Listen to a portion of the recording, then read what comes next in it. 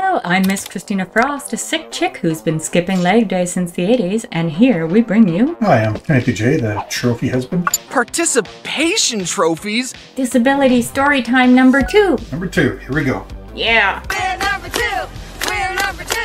I came across it and I wanted to ask you about it. I myself have been disabled my entire life, so there is no one moment that comes to me that was like, oh yeah, that was the day, or that was the time. In the wrong place at the wrong time. The r/spinal cord injuries anniversary. Anniversary! It's anniversary! I'm celebrating my 16th anniversary of the car accident that injured me today. It's a strange day to consider, both the worst day of my life, but also the day I survived something that could have easily caused a TBI or even killed me.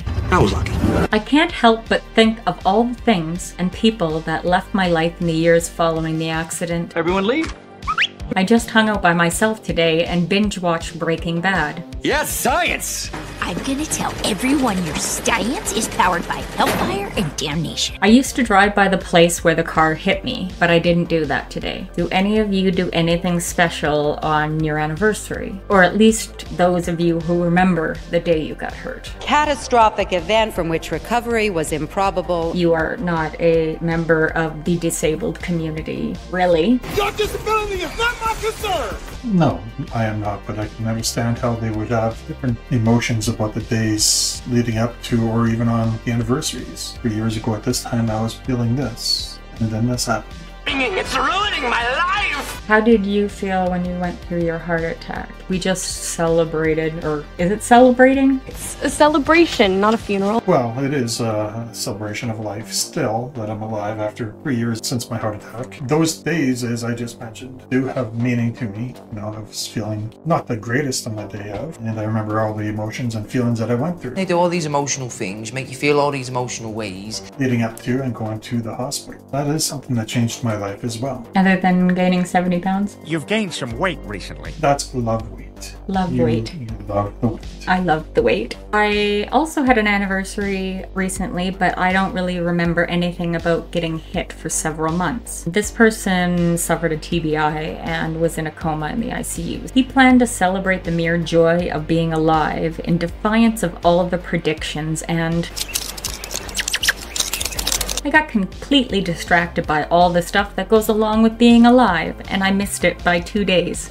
Yeah, I may be a little late. Only remembered because one of the nibblings asked when we were making decorations for the Panda's Not Dead party. I love you! I love you! We made the decorations and had the party, and I got some excellent gifts. I think that for me, what turned out to be celebratory is that I am so busy being alive that I completely forgot how nearly I wasn't. A day that could have been spent focusing on what I've lost was spent inhabiting my life. I wasn't so great at that before I was injured. Now I have really fought to learn how to be myself. This is my true form. And fully with myself, and I feel so lucky you have forgotten, which sounds so weird but true.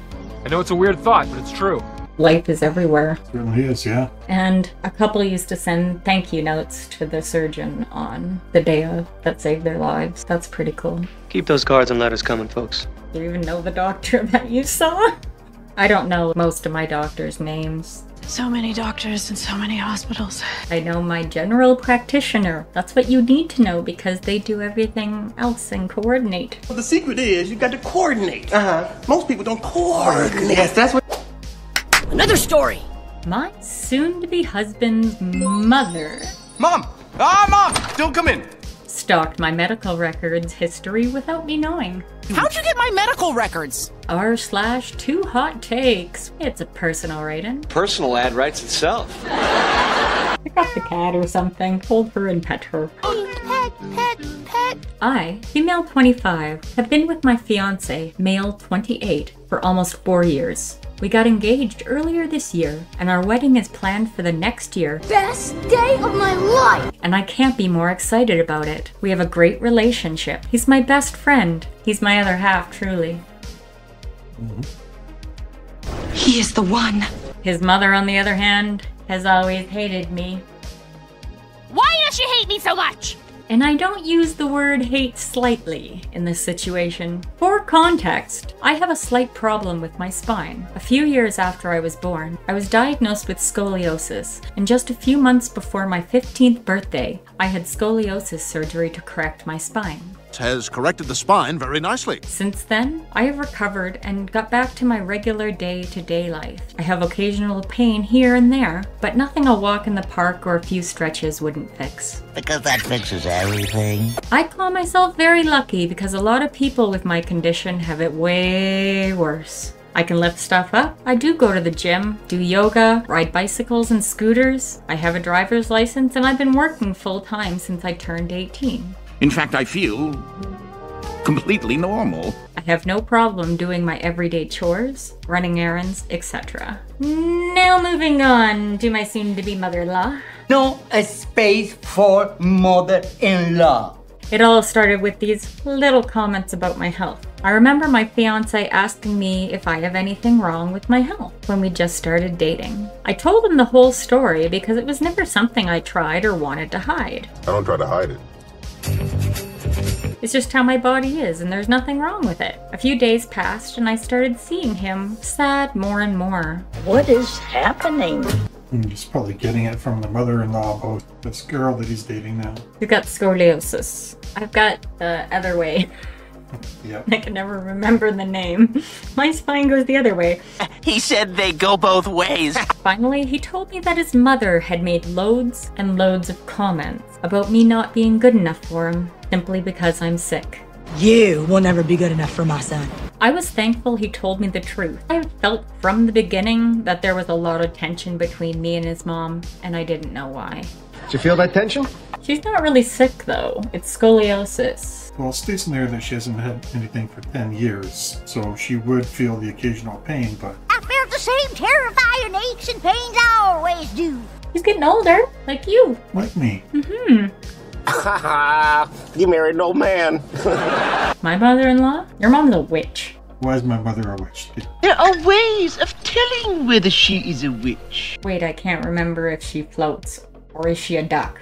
Lead, a duck. Oh wait, no, she's a witch because she can grab frickin' hot pans out of the oven and pull them out with her bare hands. I once seen her fry some fish with her bare hand.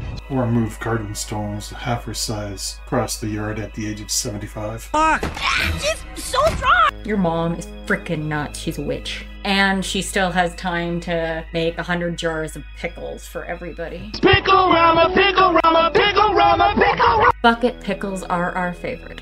We had a bit of a technical glitch, so I'm gonna go over the bullet points now and enjoy this beautiful walk. TLDR, her mother-in-law pulled her medical records illegally to try and break the couple up. Call a lawyer. Relationships are all about communication. If you're communicating about your partner to another and they negatively reinforce those emotions, it will become something bigger that festers. All of this applies to every relationship you can have, whether it be friends, family, coworker, the customers at your job, your boss, the janitor you pass by in the hallway. Doubt and suspicion could pop up. Your partner may start doubting your intentions and actions. The actual impact on a relationship will depend on various factors, including the individuals involved and the natures of the rumor or negative talk. Open communication and addressing the issues together are essential to overcome any challenges caused by such situations. The negative influence may cause more frequent arguments and disagreements, and stress and anxiety can lead to decreased intimacy and love. Your partner might misinterpret your words or actions based on these rumors, and the emotional connection between you and your partner could suffer. You may feel the need to defend yourself constantly, and it might lead to resentment. The isolation and emotional distance can cause a negative self-image and an impact on other relationships. It can lead to guilt and shame, increased jealousy and a loss of privacy, and a loss of respect. Paranoia can lead to self-doubt for both you and your partner. You may start avoiding certain situations or people, and it might influence important decisions. The influence could extend to your families and their perception of the relationship. And that negative comparison can compare your relationship unfavorably. It can lead to a sense of betrayal if they might discover the truth. This social pressure can lead to emotional withdrawal and insecurity. The person spreading rumors may be attempting emotional blackmail. It can disrupt your friendships and lead to emotional exhaustion. It can impair your decision-making and impact your future plans and career. The situation might lead to a general distrust of others, and you may begin to self-sabotage. It will make it harder to forgive and move on. The emotional tension and projection of insecurities can have an impact on physical and mental health. That loss of identity can disintegrate your support system and give you a difficulty in trusting others and impact your social life, parenting, finances, and could terminate your relationship. Your batteries are charged up enough. Did we get the settings right? Yeah. Did we really just do what we really just did? We really did. Uh-oh. Aki. We don't like you. You can hunt too. This is my semi-retired service dog tank girl. We are going to be in the r/autism subreddit. Isn't that linked to autism? Yeah, not about me all being crippled in here, just being crippled in here. Insane in the brain. Insane in the membrane. Now I'll answer some questions. One stupid, please. What type of autistic are you? Hey, what are you saying? What types? You know, those types. I'm not the flappy. No, you're not Laley or... I'm bang heads through wall. If I'm excited and want to share something, how do I come off to you? Am I exciting and stimming? You kind of get shy and ask me if you can show me something. Almost like you're taking away from my time but don't want to bother me. I can tell it's important to you, so I pay more attention to you and listen. Listen to me! Oh yeah, this is my ex-boyfriend. We're no longer dating. We're married. Have to love him now. Mm-hmm. There are times you can pick up an older man, not be creepy. Bye, creepy man! Keep it creepy! It's like the new arithmetic. I do not understand the new math. I just don't understand this. Well, it's just math. I do not understand the old math. Can I explain the new arithmetic? Like as an example, how many times does a 48 go into 36? You could just delete that out. I have a hard time getting social cues. We're married, so I never get to speak. Mostly because they never let me speak. I'm letting you Oh, speak were you now. letting me speak now? Oh, thank you. Okay. When somebody's telling you a story, you're supposed to look interested and ask questions about that story, not talk about your thing. Show interest in what they're telling you and listen, not to speak, but to hear what they're saying and interact with their saying. And interrupting. Interrupting cow. Interrupting cow who? And I interrupt? Do I interrupt? And you interrupt. I'm really bad for that. I did almost talk over you, but I did shut up. I'm being mindful. Mindful. You're really supposed to be asking questions back? Yeah, you can answer with a question or respond with the nod of the head and... Good job, buddy! So let's use an example. I went to the market mall and bought a hat from Sport Shop. Beautiful color blue. Just thought it was time for a new hat and I went out and picked one up. Do you like the fit on you? Yeah, I tried it on beforehand. You know, they let you use the fitting room for that. They frown on it when you come out with only the hat on, but, you know, I had to see how it looked. Yeah. Where was the hat? We're going for the full Monty. It's on my head, luckily. Which one? Because it would be silly if it was anywhere else. Oh, Tim! It's bad. But if your partner... That's bad. Fuck. It's still here.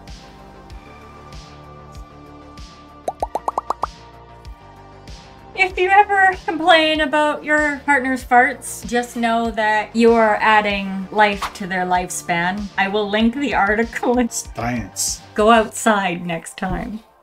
That interrupted everything in my brain. Why can't you be excited when talking with me? Or am I super excited when I'm doing that, or am I pretty logical? Most times you're... Logic! Oh, yeah! It's something I've really looked into and I have all the info about, and I'm kind of wanting to info dump on you. Yeah, you get excited about what you're reading about, so you share it with me, and sometimes you do info dump, for sure, yeah. I'd totally be feeling all of the excitement. I'm trying to tell you all about it. I'm actually really happy. Thank you. Thank you for listening. What can make communication easier? One thing I've tried to do with you is when I first see you for the first time of the day, I get very expressive. Walk around the corner and see my beautiful wife and smile big. Beautiful. Hey, beautiful. It's the big smile and the big expressions that people expect when they're, saying things like, will you marry me? When people that aren't as expressive don't share the emotions back, it can feel kind of draining. You come up with big, exciting news and get non-expressive answer back from it. Just put them on. Don't show any emotion. You're giving all this excitement, but if there's no emotion behind it, the other person thinks that it's like you're a robot almost. So it's basically a robot? Almost, yes. Why am I failing socially? Not social failings. You are just like the rest of us. We hide in the corner, but we're all still here. Come join us in our little group.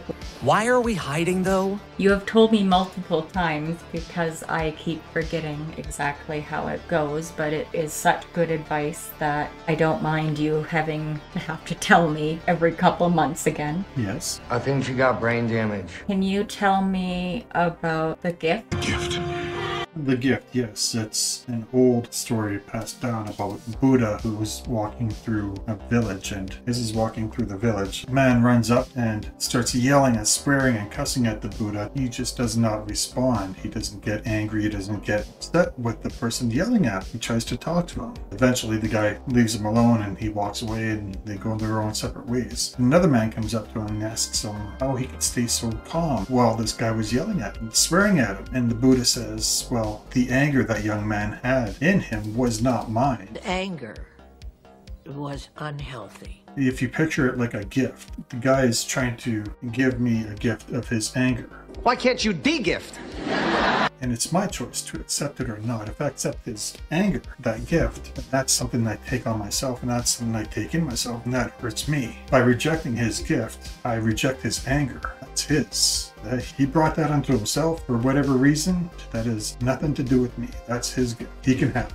You can take it right home with him. It's one of the first things you taught me, I think, when we first met at the pool tournament.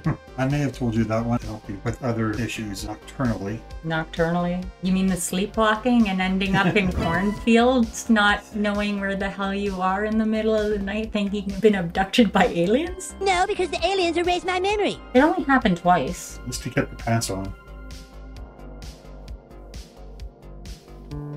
How can happy look so logical? As long as I feel good on the inside. They're so excited about it that they're telling you every little detail about it, just like I'm doing now. I have been super excited about doing YouTube videos and trying to do one with you. And now that we're here, I am talking like a normal human. Should add up to normal humanity. That doesn't make any sense, Rick. Yes, like a normal human would talk. They didn't want to get caught. Communication. Communication is very impotent. Impotent to have communication with your hippopotamuses. I think you're pronouncing stuff wrong. I know how to pronounce things. Communication takes two, and there's naturally work needed on both sides. It isn't up to them to act in a neurotypical way, but communication of feelings definitely is in their court.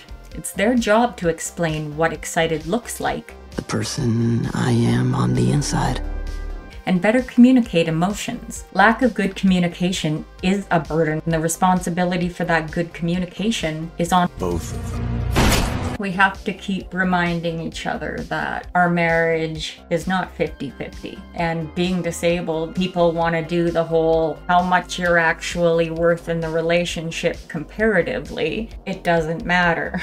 Because that's not how you look at marriage. It's not 50-50. To be fair, Francine. It's not going to be fair at times on one way, and it's not going to be fair at times the other way. Never. No. It is something that you work at, and it is something that you don't look at. It has to be 50-50. Like you were saying, there are going to be good days for one and bad days for the other. You just live with it. You just work on it. You never stop trying. You never stop learning. Learning's always a painful process. It's both of you working together towards the problem. It's you two against the world. You're just in time, Pinky. Do you set boundaries with neurotypicals?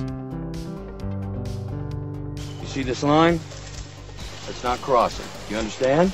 I have a personal boundary around the Aulistics and neurotypicals in my life. I won't associate with neurotypicals who aren't willing to do half of the translating. What I mean by translating is using direct communication with me, not adding subtext to my words. I think your Google translation's off, Augie. Expecting me to emote the same way they do, or thinking their inherent social mode is the only right one, and that I should be the only one adapting. I think that's kind of how you want to look at every relationship. Every person should be doing that. Yeah, like if you're thinking that your way is the only way that works in a relationship that's clearly wrong, should be working together to find ways to make things that work for both of you. We make a plan. That's what we can do. This means I only have 2 neurotypicals in my personal life. The rest aren't willing to meet me halfway, and I'm not willing to expend that amount of emotional and mental labor of masking on someone who isn't willing to do half of the labor in return.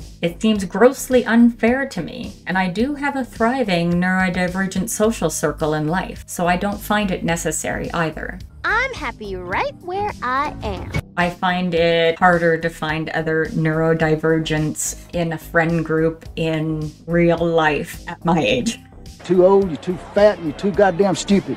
Can't just have a play date with neurodivergence that your parents put together. Why not? Is that how we met? We're on a play date. Maybe my mother can make play dates for me still. Drive me to them. Because I'm not driving. Kids, want to go to the mall? Give me money and make me snacks and food. Never heard you ask for a play date before. I think you need to make some neurodivergent friends so you can experience what it's like when the inherent social models are compatible and see that you aren't a burden. There's nothing wrong with us, we just think different. Trying to adapt exclusively to your partner is masking, and doing that in your closest relationships all the time is harmful for you. The amount of masking and in those situations can lead to fairly severe burnout and skill regression.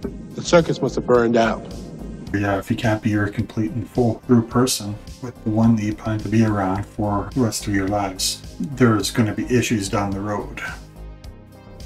They're walking down the road. Let's take the autism out of the equation. Let's say someone is deaf. Would it be great for them to date someone who refused to learn sign language? Expected them to communicate in other, less practical ways to be a loving, caring partner to them? Well, that would be a pretty selfish person, and obviously they're going to have problems down the road in their relationship. Oh, that was sign language. I have a friend who is deaf, and his girlfriend, his wife now, the second they met, started learning sign language. And their relationship has bloomed. They've been together 20 years now, 2 beautiful little girls. And they're the most beautiful people you'd ever meet because they try. They put the work in to be there for each other in a relationship, and they try very hard for each other. How old are the kids now? 13, 14. Yeah, and they grew up learning fluent sign language. Yeah. Do they talk at home? They talk and they sign as well while they're talking. Do they still sign to each other when he's not? I'd imagine. Should always be learning. Never too old to learn. Yeah. I am too smart. I am too smart. Except for me, I'm dumb. Yep, you're dumb. Yeah. That's why I married you. Need somebody with, like, life insurance. What? Nothing. Say that again? Nothing. What, are you kidding me? Physically, I'm right here. But mentally, I'm here. Yeah, I do. Come on, speed it up. When all eyes are on you, my eyes are glued to the game. Whoa! Touchdown, yeah! But let's say someone with celiac disease. Would a partner that refuses to cook the kind of food they would be able to eat, but serves them food they cook with gluten anyways, and then gets upset when they can't eat it, be a loving partner, healthy partner to have? That is not healthy. Signs of a selfish person. Red flag. When we started living together, I learned all the foods that you can eat and all the foods, all your trouble foods. And I learned more about what you can eat and what you can't eat than I think you ever knew. Yeah, with the autism, I mindlessly eat food. I just kind of want to get it down. I don't ever think about actually sitting and enjoying food. Give me a bowl of mashed potatoes and I will scarf it down and it will be gone. But he will actually portion out things over the night so I can't just gorge and then get sick. Slow down so I can talk to her. Where I put barbed wire in her food so she can't eat fast. Yeah. That makes sense. Why do people use me? I'm a nice guy. How would I be taken advantage of now? You're taking advantage of these people. By manipulating you both verbally and mentally, talking down to you. That's how people would take advantage of you. You're such a kind person. Very easy to take advantage of that way. That's what she said. That's what he said. You know, like, you're just got such a big, open, giving heart. You give anybody anything that you have that they could use. Just fixing your beard. Like, I remember when we were first dating, you had a couple children's bicycles in the backyard, and you saw a mother out on the road there, and she had a couple small children, so you gave them those bicycles. They were the perfect age for those bicycles, and you had no longer use for them. You're big for your age. But my rule was, there was a bike there for the mom too. She had to take all 3 bikes. She had to take the 2 kids' bikes, and she had to take my bike and give it a good home. And that was hard for the mother because she only had 1 leg. The kids got by. You only have 1 leg, sir. It's hard-won knowledge, isn't it? I'm considering writing a book. Things I wish I knew as a teenage girl with ADHD and autism. Chapter 1. How to figure out if they're actually your friend or if they're taking advantage of you. She's not your friend, she's a parasite! Can we have that as like before chapter 1? Prologue? End of story. Prologue of story. I always judge people and friends by not really what they say, how they react to and about others while others aren't around. You come to an age where at one point you just weed those ones out. Just toss those bad apples to the side. Apple bobbing, apple picking, apple everything. I did that when I met you. I think they capped the Facebook friends at 2,000 or something. I was almost at 1,900 people. No, delete. Oh, come on. Dropped like 1,500 people. What better time than right now? I'm going to introduce some merch. Here you can visit our merch store at the link up above, down below, right about here. Ignore him. Could you just flash me? What?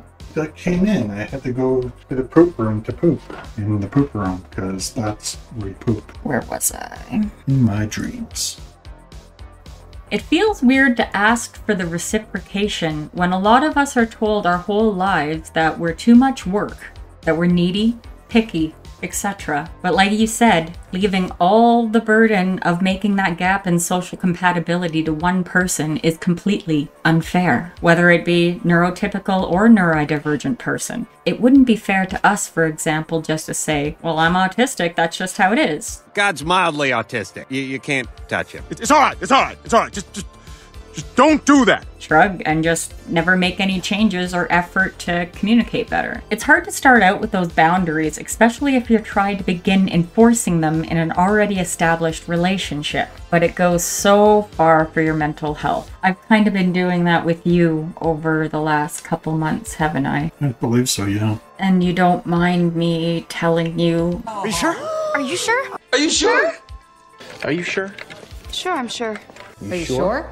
He used to scratch, and I just had to sit there dealing with it. I can't wait for it to be over. Whereas I could have told him 4 years ago that, yeah, that kind of makes me feel uncomfortable. Oh, why didn't we think of this earlier? And you're allowed to change. You're allowed to like things in the past and not like in the present. What you were years ago, you don't have to like now, and you can change and adapt. As your partner, I accept that. And I learn as well. Okay, she used to like milkshakes. She doesn't like milkshakes anymore. Screw her. I'll eat her damn milkshake then. My milkshake brings all boys to the yard. So all the boys are now your yard. Nice. I got a big yard. I could put a lot of boys in that yard. I'm not dancing with you. Are they watching and judging me? I see this in a big way at my job all the time. People judging each other for things they don't understand, calling them stupid or crooked, never supporting the assertion that others are doing their best they can for their current situation. I'm doing the best I can. Never asking questions because they worry it will make them look stupid, judging people for not belonging because they have a different experience base or because they should have figured it out already. Yeah, we've already figured it out, actually, mostly. It seems way worse in technical jobs and problem solving. And that's why we work so well in a relationship. Okay, this is why you work so well in a relationship. I think you would work well in any relationship, but I don't know if I would. It's tough. I mean, it's not something that you're just in it for when the times are good. Same as a job. You just can't be in a job for when the times are good. You have to be in it for when the times are bad as well. And that's when you truly learn the personality or strengths of a person. Maybe that's why I fell in love with you. Are there ways to tell if you're excited? My partner, who is neurodivergent but not autistic, misunderstood why I wasn't showing excitement sometimes for really exciting news in her life. I did my best to explain why I can, and she's come to understand that. Even better, she can now tell when I'm excited because of the little things I do or the way I react. It's the little things. Even if I feel like I'm not expressing my excitement enough, she can see the little expressions in my face or the way my voice or word usage changes. What are some things when I'm excited? When you're excited, your voice gets a little bit higher pitched, eyebrows get a little bit more raised. Mustache. Eyebrows. My boyfriend says I don't look happy and proud for him and threatens to leave me when I melt down. What do I do? Dump him. And act extremely excited about it. I want to Instagram a video of your reaction. I'm breaking up with you. What? We're done for the night. Dump me in the most extreme, excited way on your way out the door. Thanks for coming out. I'm Miss Christina Frost. Honey, remember when you said that if I won the lottery, you would take half of it and divorce me? I just won $12 on a scratch ticket. Here's $6.